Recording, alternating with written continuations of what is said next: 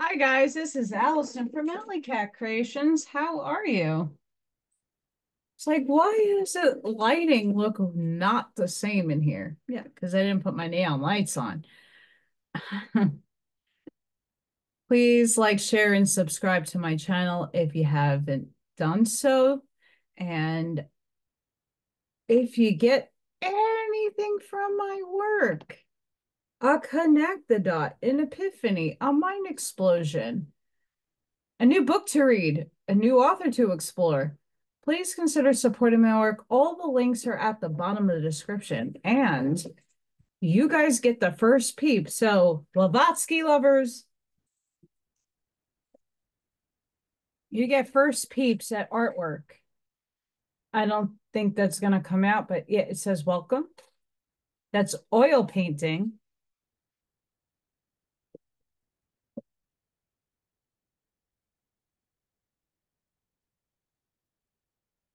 There's feathers and epoxy. I didn't name those yet. I got another one. Painted feathers with real feathers. Those are not up on the website yet. Those will be there soon. I have to get the right lighting conditions to yeah, those are not easy to photograph to put up on the website. A lot of my paintings are very difficult to photograph, so I have to get the right lighting. Hopefully I can get that done. But yeah, I got some paintings done. I'm very excited. The process takes forever. But I really like how these came out, like dream catchers and organic materials. So if you're interested in any of my work, including my pyramids, my epoxy work, alleycatcreations211.com is my website. That's a portfolio. Uh, this should be up within a couple of days. Um, just finding the right light conditions to get all the details perfectly in without glare. And that's not easy. Um, I have to get natural lighting in the right way, angle. So yeah, if you're interested, I do a lot of custom work as well, drawings and stuff. Please go check out that website and then email me because I work with people financially. I don't charge a lot for the work that I do. Some people charge $300 to $400 for one of those pyramids. My most expensive pyramid is 150. That's including shipping. So I'm losing it depending on what's in it. I'm not gaining much, but I want you to have the healing. So, anywho, the Secret Doctrine. I had a very bad migraine earlier, and I was going to do a waspy, but because of the migraine, and I was really not feeling hot, nauseous, and I was just getting a download, and it was major. Um, I had to sleep it off a little bit, and I had a really fantastic morning, though. We're going to continue on with stanza 2, continued. I don't know how long I'm going to be able to go for, but just like the beginning of this book, we're going to probably have to section a lot of this off because it is a lot of information, a lot of me trying to pronounce words that don't want to come out of my mouth. And yeah, just try to keep it civil. So stanza 2 continued. The flames came, the fires with the sparks, the night fires and the day fires. They dried out the turbid dark waters. With their heat, they quenched them. The last spirits of the high, the Lamian, those of below came. They slew the forms which were 2 and 4-faced. They fought the goat men and the dog-headed men and the men with fishes' bodies. The flames are the hierarchy of spirits parallel to, if not identical with, the burning. Fury, seraphim, mentioned by Isaiah. Those who attend according to Hebrew theogony, the throne of the Almighty. Melha is the Lord of the flames. When he appears on earth, he assumes the personality of Buddha, says a popular legend. He is one of the most ancient and revered laws of Buddhist Saint Michael. Interesting there.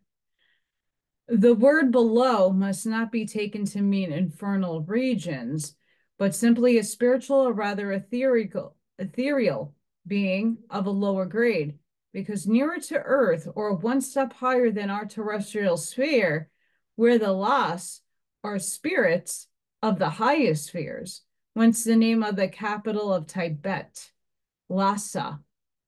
Besides a statement of purely physical nature and belonging to the evolution of life on Earth, there may be another allegorical meaning attached to this sloka, or indeed, as is taught, several. The flames or fires represent spirit, or the male element in water, matter, or the opposite element. And here again, we find in the action of the spirit slaying the purely material form a reference to eternal struggle on the physical and psychic planes between spirit and matter, besides a scientific cosmic fact.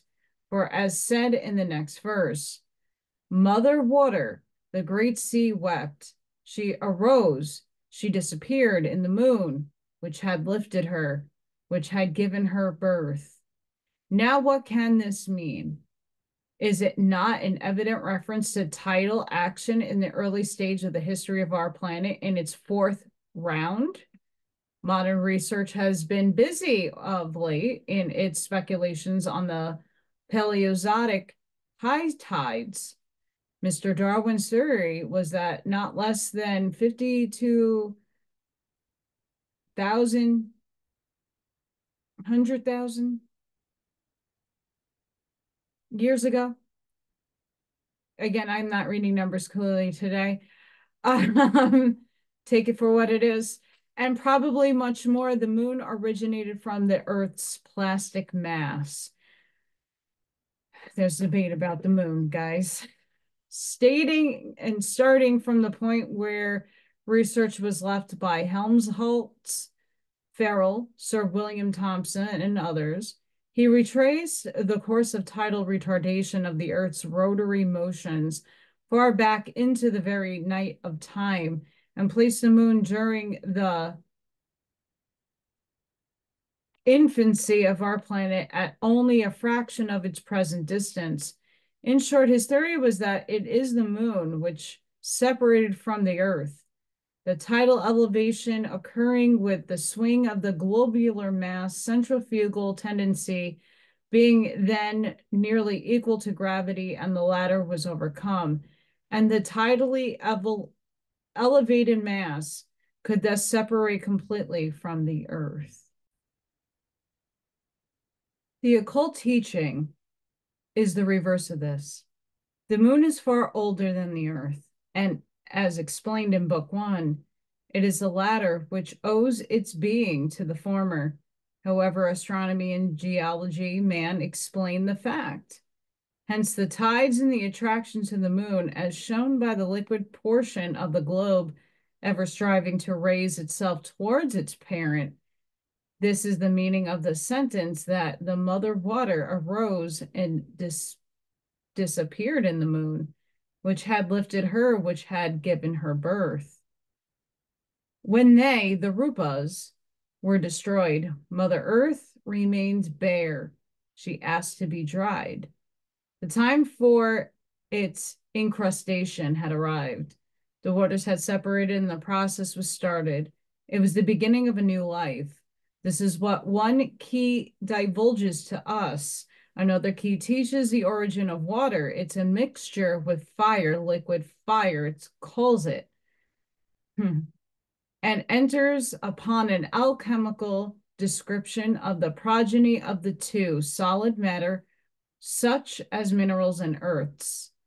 From the water of space, the progeny of the male spirit, fire, and the female gaseous water has become the ocean expanse on earth. Varuna is dragged down from the infinite space to reign as Neptune over the finite seas.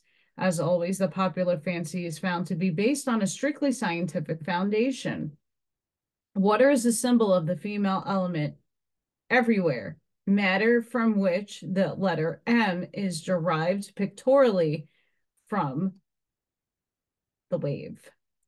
A water hieroglyph.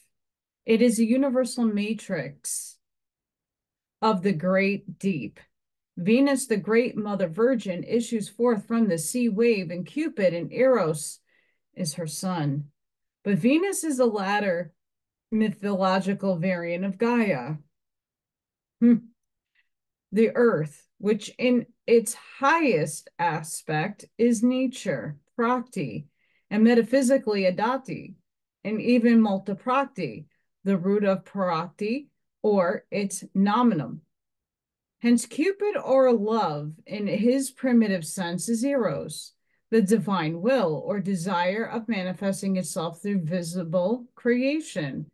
Thence, Fohat, the prototype of eros, becomes on earth the great power, life electricity, or the spirit of life-giving. Let us remember the Greek theogony and enter into the spirit of its philosophy. We are taught by the Greeks that all things, gods included, owe their being to the ocean and his wife, Thea.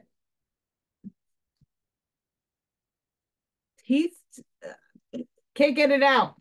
The latter being Gaia, the earth or nature. But who is ocean? Ocean is the immeasurable space, spirit and chaos, which is the deity.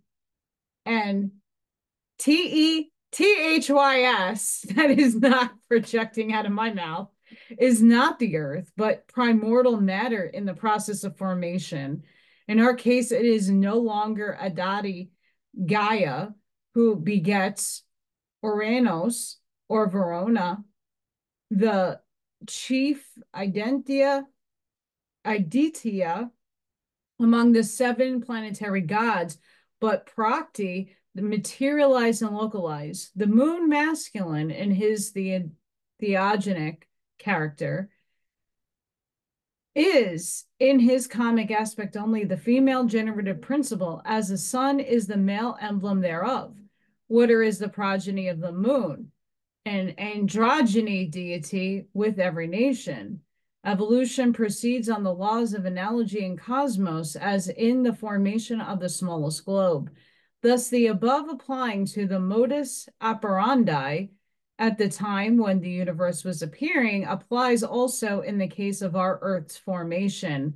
The stanza opens by speaking of 30 koros, 30 million, of years.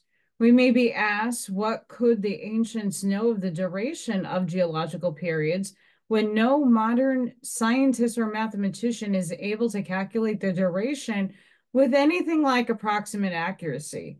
Whether they had or had not better means, and it is maintained that they had them in their zodiacs, still the chronology of the ancient Brahmins shall now be given as faithfully as possible. The chronology of the Brahmins. No greater riddle exists in science, no problem is more hopelessly insolvable than the question, how old, even approximately, are the sun and moon, the earth and man? What does modern science know of the duration of the ages of the world, or even of the length of geological periods? Nothing, absolutely nothing. If one turns to science for chronological information, one is told by those who are straightforward and truthful, as for instance, Mr. Pengley, the eminent geologists, we do not know. One will learn that, so far, no trustworthy numerical estimate of the ages of the world and man could be made, and that both geology and anthropology are at sea. Yet, when a student of esoteric philosophy presumes bringing forward the teachings of occult science, he is at once sat upon. Why should this be so, since, when reduced to their own physical methods, the greatest scientists have failed to arrive even at an approximate agreement? It is true that science can hardly be blamed for it. Indeed, in the Sumerian, it's just spelt weird, darkness of the prehistoric ages, Cimmerian, yeah, gonna go back to work soon. I'll relearn all of this. The explorers are lost in a labyrinth whose great corridors are doorless, allowing no visible exit into the archaic past. Lost in the maze of their own conflicting speculations, rejecting, as they have always done, the evidence of Eastern tradition without any clue or one single certain milestone to guide them, what can geologists or anthropologists do but pick up the slender thread of our name, where the first perceived it, and then proceeded at perfect random?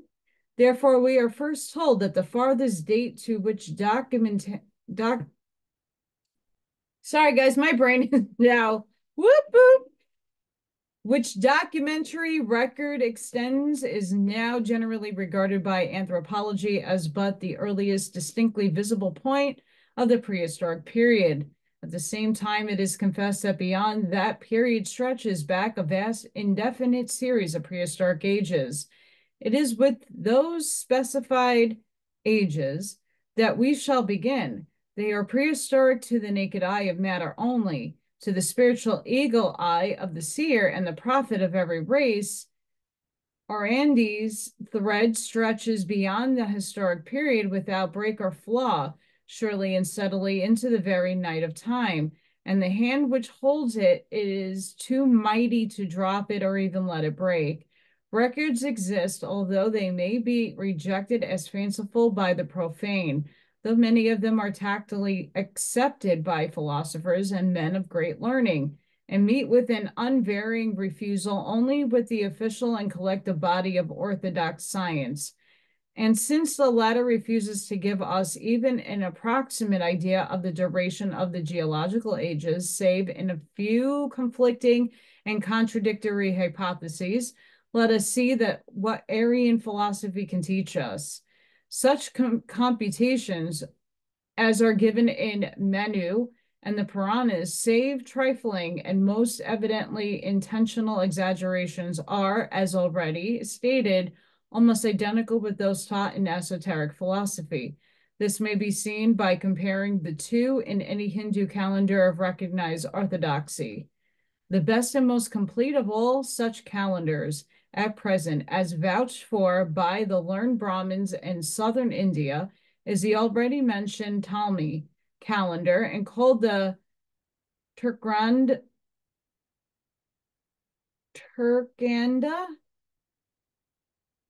Panchanga. I don't know if I'm pronouncing that right. Compiled, as we are told, from and in full accordance with secret fragments of Asura Maya data. As Asura Maya is said to have been the greatest astronomer, so he is whispered to have also been the most powerful sorcerer of the White Island, which had become black with sin of the islands of Atlantis.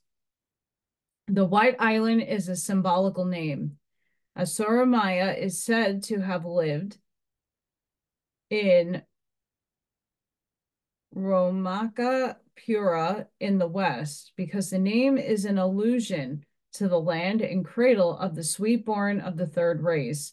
The land or continent had disappeared ages before Asura Maya lived, since he was an Atlantean, but he was a direct descendant of the wise race, the race that never dies.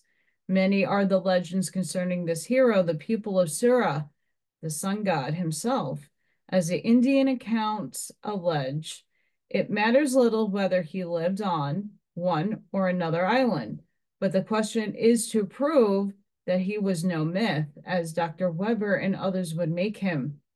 The fact of Ramakapura is the West, being named as the birthplace of this hero of the archaic ages.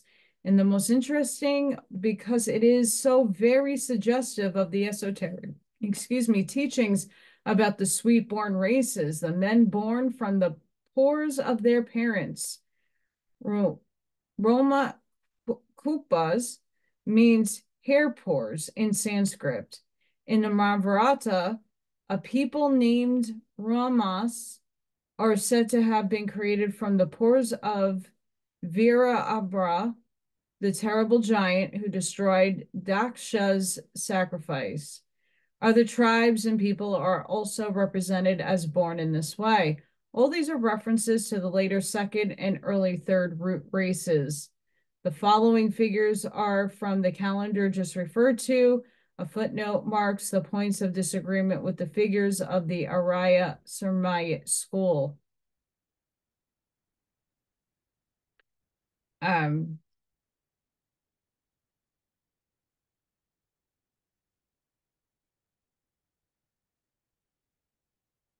on.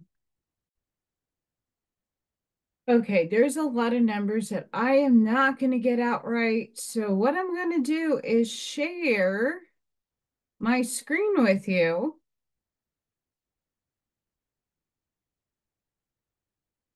I hope this is sharing, maybe. I hope that it turns out because it just came off. Here.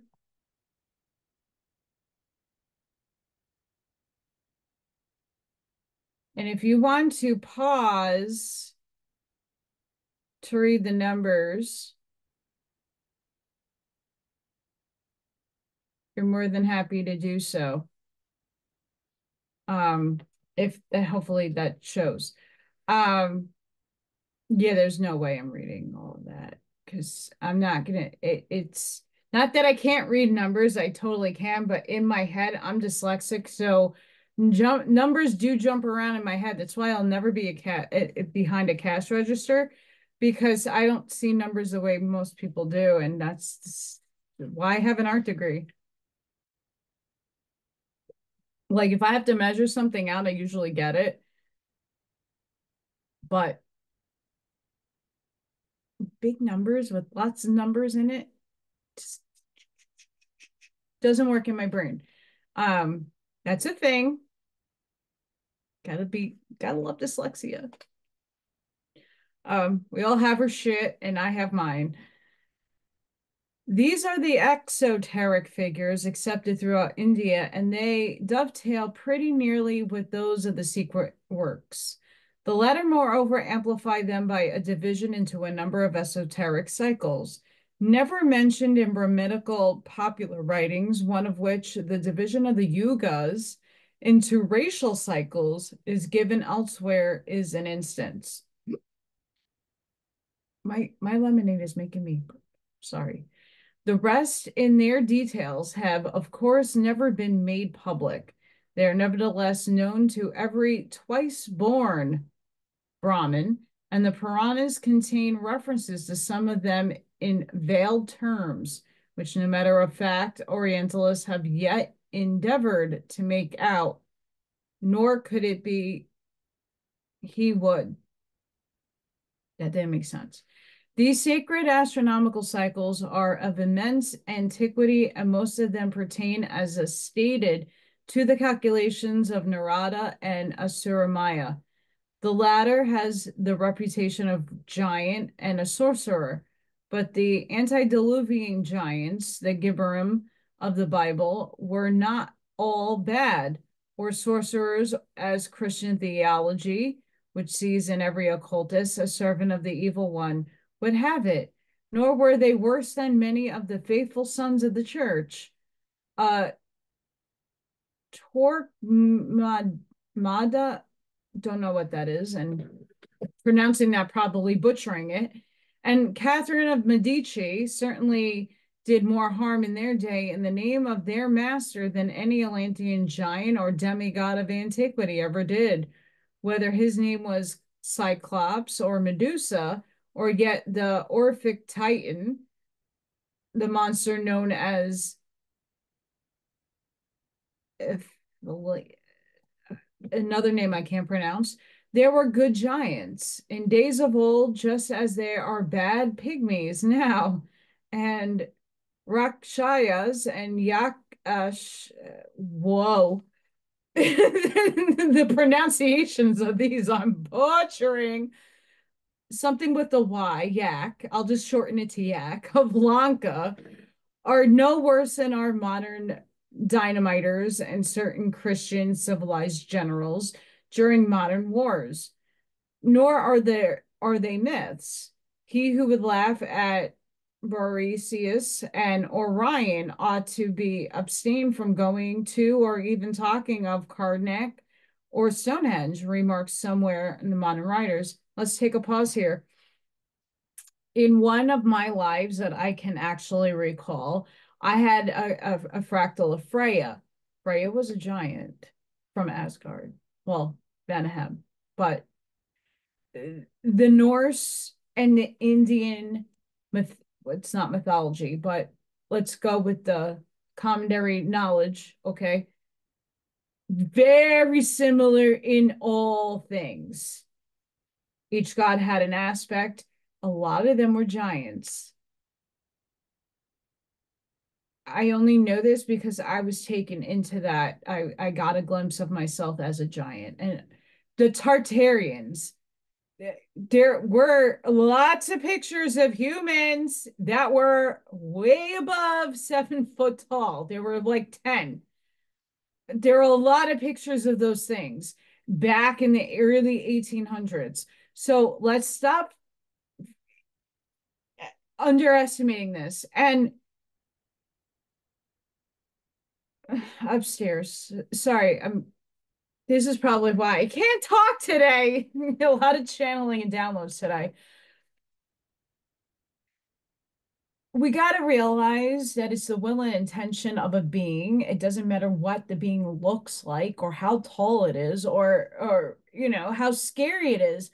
We are told this in galactic terms. Like there are if I was watching Bashar earlier about the Alien movie and how they look like they're really scary looking, but not all scary looking aliens are bad. That's just how they look. Just like languages. If you listen to someone speak Icelandic or German, it's a guttural, very tense language. Those people are like screaming at you, but they love you. They're talking love. It just sounds brutal, right? So we can't, we got to stop negating so much. There is negative and positive of all things. We live in duality. That's the paradigm we signed up for with a lot of limitations. So our brain is limited in perceiving all the stuff. So yeah, was Cyclops maybe a good guy? Probably. There are phenomenon genetically that people come out with one eye in the middle of their head. Their third eye is like, hi, I don't need these two. I'm gonna have an eye right here. Does it make them bad? My father, my adoptive father, died of scleroderma. Scleroderma is actually called the Medusa disease because your skin, your vital organs turn to like very hard collagen. It turns to stone. It feels like it at least. And it looks like it. Um these these things, it's all perception. And a lot of this stuff is allegory to boot. But giants were real. Not all of them were bad. unless you go into your heart space and feel the frequency of that person or the entity in that body, we shouldn't be judging. Because let's just face it, in the name of God, millions of people have been slaughtered because you didn't want to follow my religion and my God, when it's an all source, all things type deal. There's a lot of killing in the name of God, and God can come in many forms to many people. Um, some people actually deem Satan God. They, you know, go behind the scenes and they do some shady shit, all in the name of source. So we got to be careful when we are looking back at the mythology. We're looking back at what things are. If they had good intentions, I know for my own self that there were good people amongst Atlantis and bad people amongst Atlantis and Lemuria, Mu, and all the same. That's the polarity that we're in. They're in a higher density, but there's still evil and good existed. Power over others. And we're seeing it no different from here and now. It doesn't matter how tall or how magical you are. The world is played out on a stage of good and evil. And when you come into a neutral term and take the eagle eye view, you get to see a lot more of what is being played. And then you choose where you want to put your piece to the puzzle. Getting back to the book, sorry, I had to. As the Brahmanical figures given above are approximately the basic calculations of our esoteric system, the reader is requested to carefully keep them in mind. In the Encyclopedia Britannica, oh yeah, I had one, took up a large space in my attic. One finds at the last word of science that the antiquity of man is allowed to stretch only over tens of thousands of years. It becomes evident that as these figures may be made and fluctuate between 10,000 and 100,000, therefore the means very little, if anything, and only renders still denser the darkness surrounding the question. Moreover, what matters is that science places the birth of man in the pre or post glacial drift. If we are told at the same time that the so-called ice age is simply a long succession of ages, which shaded without abrupt change of any kind into what is termed the human or recent period, the overlapping of geological periods having been the rule for the beginning of time. The latter rule only results in the still more puzzling, even if strictly scientific correct information, that even today man is contemporary with the Ice Age in the Alpine valleys and in the Finnmark. Thus, had it not been for the lessons taught by the Secret Doctrine and even the esoteric Hinduism and its traditions, we would be left to this day to float in perplexed uncertainty between the indefinite ages of one school of science, the tens of thousands of years of the other, and 6,000 years of the Bible interpreters. This is one of the several reasons why, with all the respect due to the conclusions of the men of learning of our modern day, we are forced to ignore them in all such questionings of prehistoric antiquity.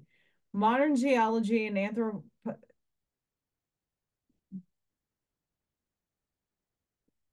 I don't know why this word does not want to come out. Anthropology. I see it, doesn't want to come out. I don't see it, it comes out. Must of course disagree with our views, but occultism will find as many weapons against these two sciences as it has against astronomical and physical theories, in spite of Mr. Lang's assurance that in chronology, calculations of this sort concerning older and later formations, there is no theory, and they are based on positive facts limited only by a certain possible amount of error either way. Occultism will prove scientific confessions in hand that geology is very much in error and very often even more so than astronomy. In this very passage, Mr. Lang which gives to geology preeminence for correctness over astronomy, we find a passage in flagrant contradiction to the admission of the best geologists themselves, says the author. In short, the conclusion of geology, at any rate, up to the Silurian period, when the present order of things were fairly inaugurated, are approximately truly so facts and not theories, while the astronomical conclusions are theories based on data too uncertain, that while some cases their results incredibly short, in others they give results almost incredibly long. After which the reader is advised that the safest course seems to be to assume that geology really proves the duration of the present day order of things to have been somewhere over 100 million of years, as astronomy gives an enormous, though unknown time in the past and to come in the future for the birth, growth, maturity, decline, and death of the solar system, of which our Earth is a small planet now passing through the habitat phase. Judging from past experience, we do not entertain the slightest doubt that once called upon to answer the absurd, unscientific, preposterous claims of exoteric and esoteric Aryan chronology, the sciences of the result incredibly short, only 15.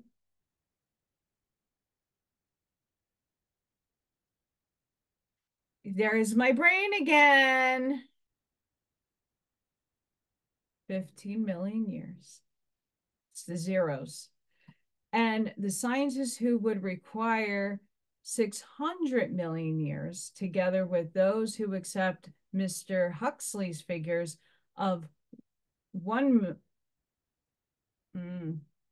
trillion, since sedimentation began in Europe, world life would be as dogmatic one as the other, nor would they fail to remind the occultist and the Brahmin that it is the modern men of science alone who represent exact science, whose duty it is to fight inaccuracy and superstition. The earth is passing through the habitable phase only for the present order of things, and as far as our present mankind is concerned, with its actual coats of skin and phosphorus for bones and brain, we are ready to concede that 100 million of years offered by geology, since we are taught that our present physical mankind, or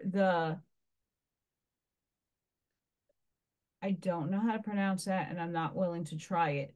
Humanity began only 18 million of years ago, but geology has no fact to give us for the duration of geological periods, as we have shown, no more indeed than has astronomy.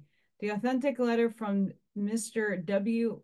Pengley, FRS, quoted elsewhere, says that it is at present and perhaps always will be impossible to reduce even approximately geological time into years or even into millenniums. And having neither here to excavate fossil man of any other than the present form, what does geology know of him? It has traced zones and strata with these primordial zoological life down to the solarium.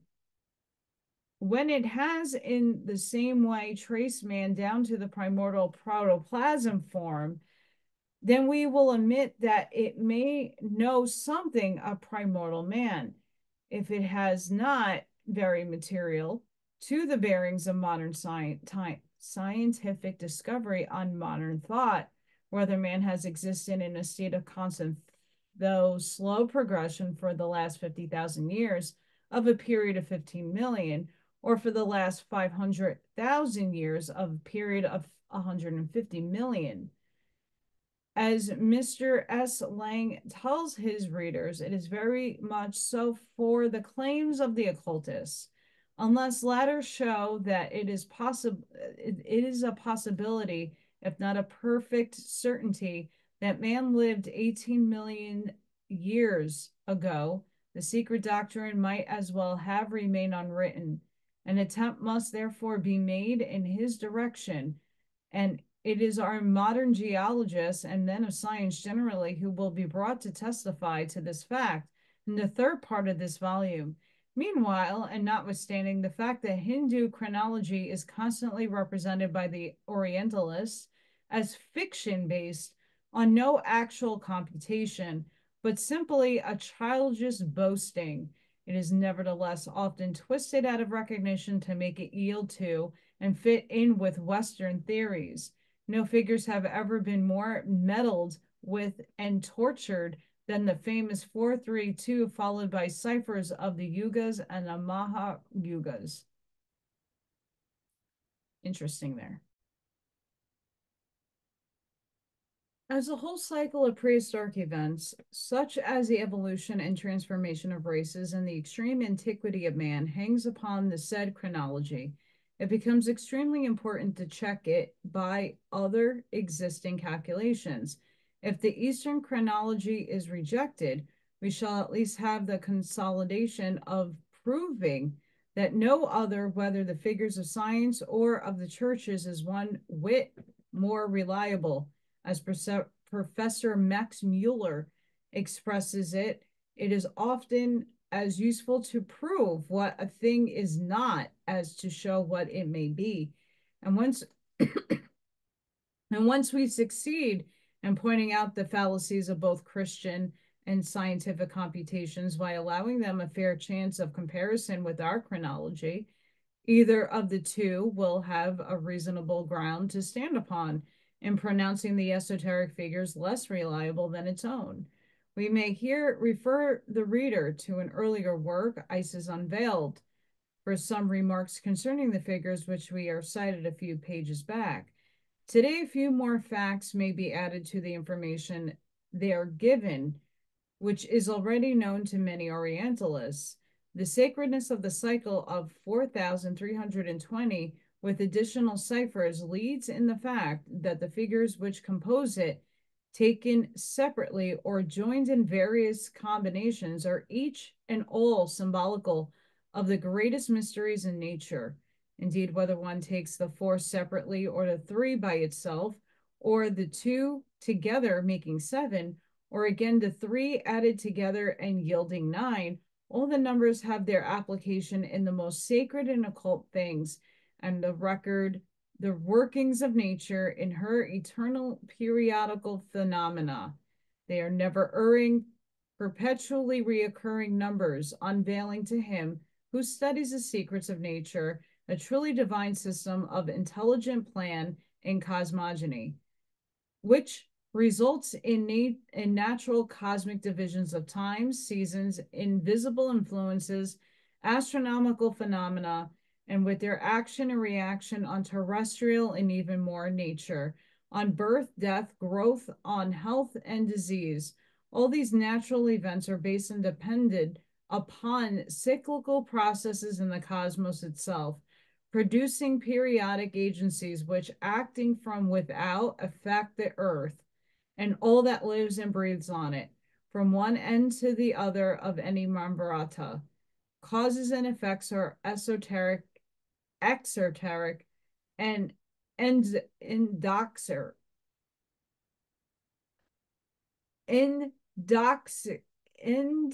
Exteric. I don't know how to say that. In Isis Unveiled, we wrote that which we repeat. We are the bottom of the cycle and evidently in a transitory state. Plato divides the intellectual process of the universe during every cycle into fertile and barren periods. In the sublunary regions, the spheres of the various elements remain eternally in perfect harmony with the divine nature, he says, but their parts, owing to close proximity to earth and their commingling with the earthly, which is matter and therefore the realm of evil, are sometimes according and sometimes contrary to divine nature. When those circulations, which Ephesius Levi calls currents of the astral light in the universal ether, which contains in itself every element, take place in harmony with the divine spirit, Our earth and everything pertaining to it enjoys fertile period. The occult powers of plants, animals, and minerals magically sympathize with the superior natures and the divine soul of man in perfect intelligence with these inferior ones. But during the barren periods, the latter lose their magic sympathy, and the spiritual sight of the majority of mankind is so blinded as to lose every notion of superior powers of its own divine spirit. We're coming out of that right now. We are in a barren period. The 18th century, during which the malignant fever of skepticism broke out so irrepressibly, has entailed unbelief as hereditary diseases upon the 19th. The divine intellect is veiled in man. His animal brain alone philosophizes, and philosophizing alone, how can it understand the soul doctrine? In order not to break the thread of the narrative, we shall give some striking proofs of these cyclical laws in part two, proceeding meanwhile with our explanations of geological and racial cycles. So that ends that section here. We are moving on to stanza 3 next time. Attempts to create man. I'm just writing it down where I am. This section was very interesting, and there is a lot of truth to what she's saying. Whether her theory is right or wrong, it doesn't necessarily matter. What matters is the fact that we really don't know how long we've been here and how many times we incarnate and in what beings we are incarnating in, because it's all consciousness, it's all source. So whether the Anunnaki, which we are part Anunnaki, all of us, incarnated and got genetically modified by them and other races that came here to see their genetic coding within us. We're still on the brink of now being in a new enlightenment period. We see these periods, that was a minor period, where Plato, Socrates, and that lot was a greater period, but it wasn't a shift so much so that we're moving density. Here we already are on fourth. We just need to come and meet the energy to it as a whole. Many of us are already there, sitting there and having fun. But we're moving into a new yuga. We're moving into a whole new cycle. And we're now just shedding the drought. We're being watered. We're getting our enlightenment. We're getting our expansion. We're getting out of the dark ages. And that's not for everybody. That's only for some people that chose to come back here to graduate, to have harvest, to move forward, because we're done. And some people will have to relive this experience. There's nothing wrong with that. But going back to numbers, I mean, it doesn't really necessarily matter.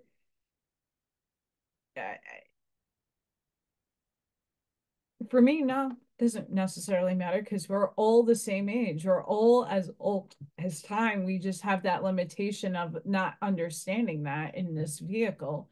The vehicle has age. Your soul does not. Your soul is as old as source itself, because it is source. Conundrums here. So guys, I hope you enjoyed that.